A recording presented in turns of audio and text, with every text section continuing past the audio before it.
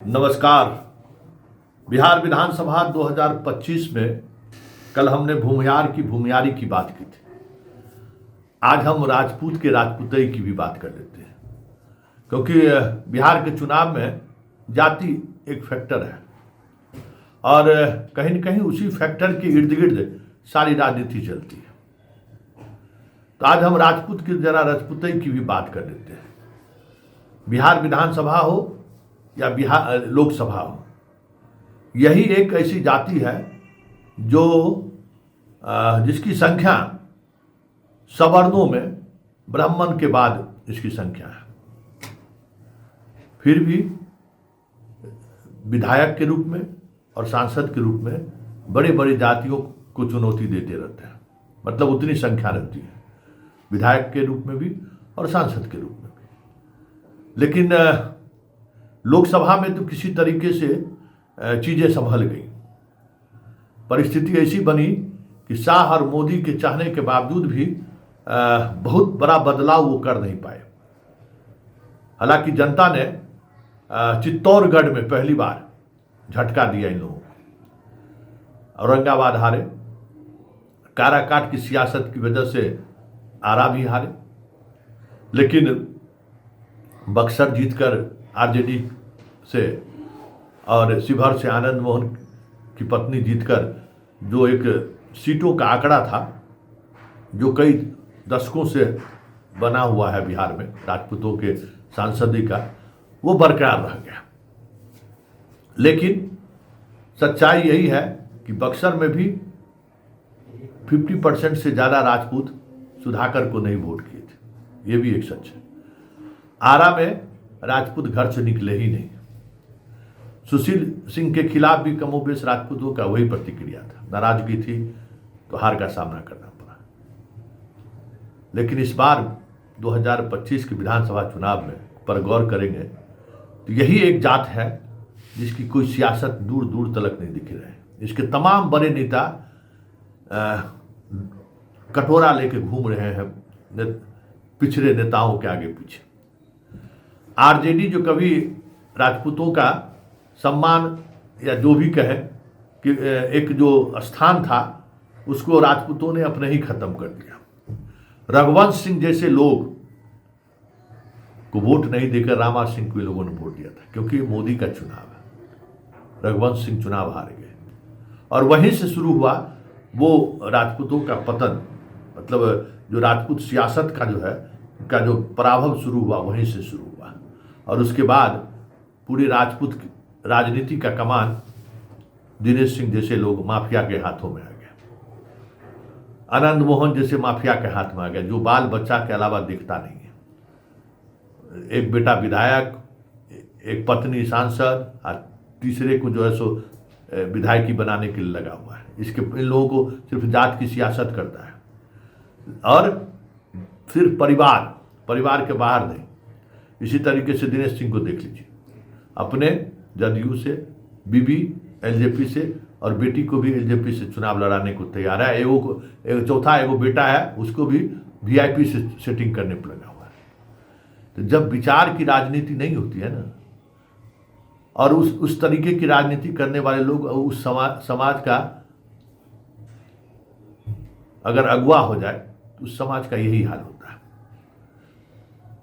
एक बीजेपी के बड़े नेता से हमारी बात हो रही थी, तब तो बोले, संतोष जी अब राजपूत थोड़ी रहे, अब भाजपूत हो गया। क्योंकि भाजपूत क्या है भाई?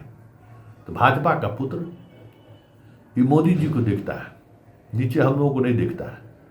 हम लोगों की स्थिति देखिए, क्या स्थिति है, किसके बदौलत लड़ेंगे। बात भी सही है। कॉन्स्टिट्यूशन क्लब का चुनाव हो रहा था तो पूरा राजपूत सब यहाँ उठाए हुए था डंबल, रूढ़ी कम साथ है।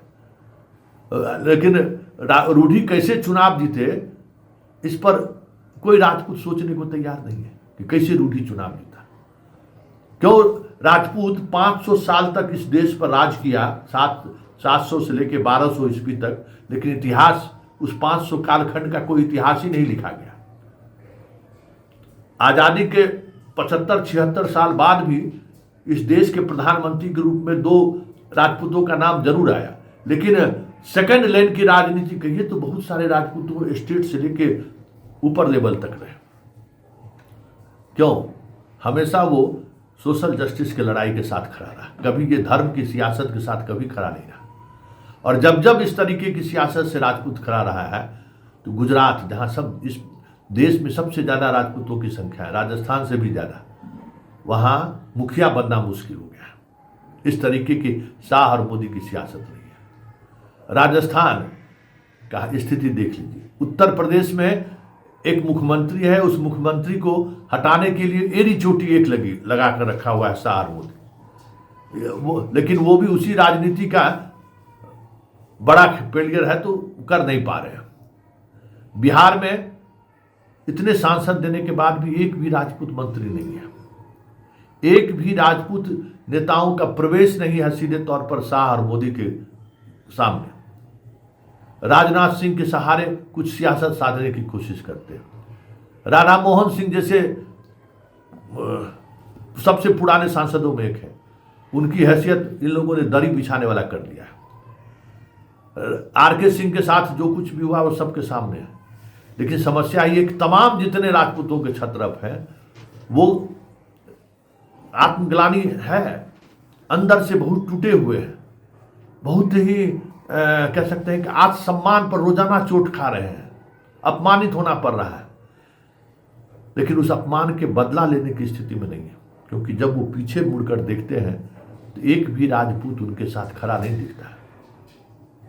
तो ये जो सियासत है ना, वो सियासत इस बार बिहार की सियासत में सबसे कम विधायक राजपूत का आपको दिखे 2025 की विधानसभा के सभा कक्ष में तो कोई बड़ी बात नहीं होगी, क्योंकि इस कास्ट ने अपनी सियासत को मोदी और शाह के चरणों में गिरवी रख दिया है, ऐसा कहना है बीजेपी के नेताओं का।